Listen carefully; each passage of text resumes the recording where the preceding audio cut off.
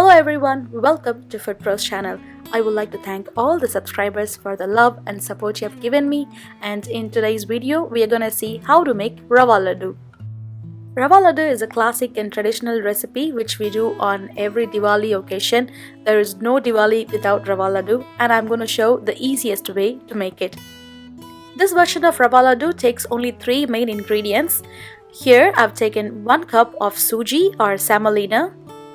This semolina is unroasted. Half a cup of sugar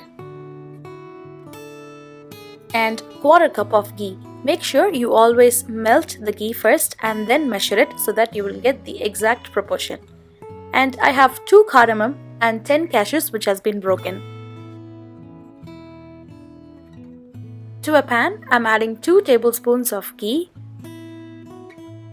and adding 2 cardamom and the broken cashews. You may wonder I'm adding the nuts in a very early stage before the ghee is being hotted. That's because when you low roast the nuts, they leave a nice aroma and then they don't get burnt quickly. Cashews are light golden in color, they are roasted well. I'm transferring them to a bowl and reserving the leftover ghee. To the same pan, now let's add Sooji or rava and then roast them on low flame for about 5 to 7 minutes. It's always recommended to roast the Sooji on low flame because the bottom part gets heated up very quickly and then they get burnt. We are looking for a light golden brown and an aromatic rava. To check whether the rava is roasted, rub between your fingers, you will have a nice coarse texture. Next, we are going to grind all the roasted ingredients. I'm taking a deep mixer and adding the roasted cashew nuts and the cardamom.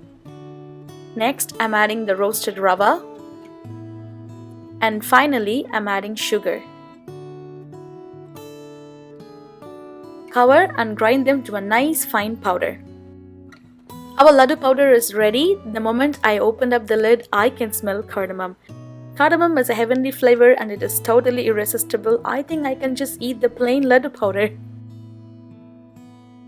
Let's add the laddu powder to a pan and we are going to add ghee. I'm just starting with 4 to 5 tablespoons and gradually increasing it as necessary. For traditional Rava Laddu, they add raisins, which is called dried grapes. But since we are grinding all the ingredients, I didn't add them. If you would like to add raisins, you can add them now or when you do the laddus. Our laddu base is ready. I've added less than 1/4 cup of ghee and you can see the light golden color. When you hold the laddu base in your palm, they should hold it tight and they shouldn't be loose or soft. In case if they are too soft, just roast some rava, powder it and then you can add it back to them. For traditional Rava Laddu, they add coconut, but this version doesn't have any, so they stay fresh for up to 1 month. All you need to do is save it in an airtight container. Our laddus are done. I'm just arranging them onto a plate.